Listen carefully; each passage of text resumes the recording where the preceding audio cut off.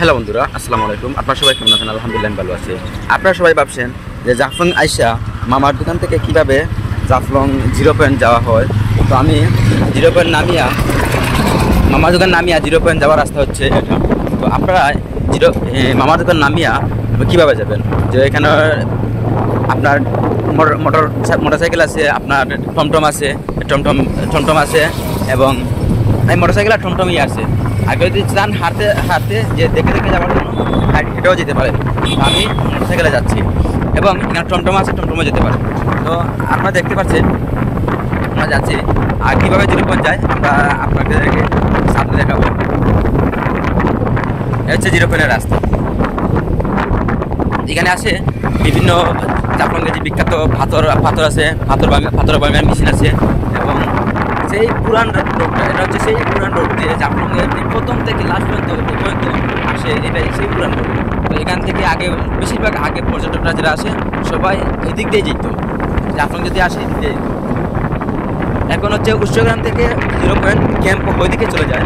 তো আগে ওইদিকে বেশিরভাগ মানুষ যেত এবং আগের যে পর্যটক কেন্দ্র আসলো, যে মানুষ 0 পয়েন্ট আসার পরে যেখানে ঘুরতো, যে ছিল, এটা হচ্ছে পিকনিক সেন্টারের মতো। এই যে ওখানে গাড়ি থামাইতো, এখনও অনেক গাড়ি আছে, ওদের পার্কিং, ওখানে গাড়ি থামাইয়া সামনে 0 পয়েন্ট।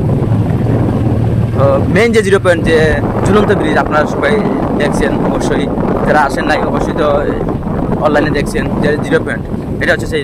আর এই যে বন্ধুরা দেখতে পাচ্ছেন, এই যে উপরে মসজিদ আর নিচে দিয়ে রাস্তা আছে, এই যে এদিকেও 0 পয়েন্ট যাওয়া যায়। আমরা আপনাদেরকে যেদিকে রাস্তা গাড়ি যায় এদিকে আমরা যাচ্ছি। এই যে টমটম আসতেছে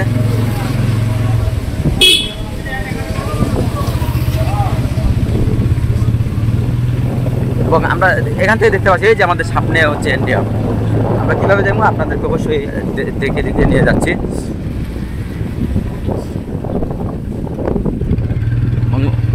ওই দেখেন ওই পাশে হচ্ছে খাসিয়াপুঞ্জি, যে বাংলাদেশের যে সিলেটের যে বিখ্যাত পান সুপারি আসে না, ওই যে খাসিয়াপুঞ্জি, তারা মানুষগুলো হচ্ছে আলাদা, আমাদের মধ্যে তারা না।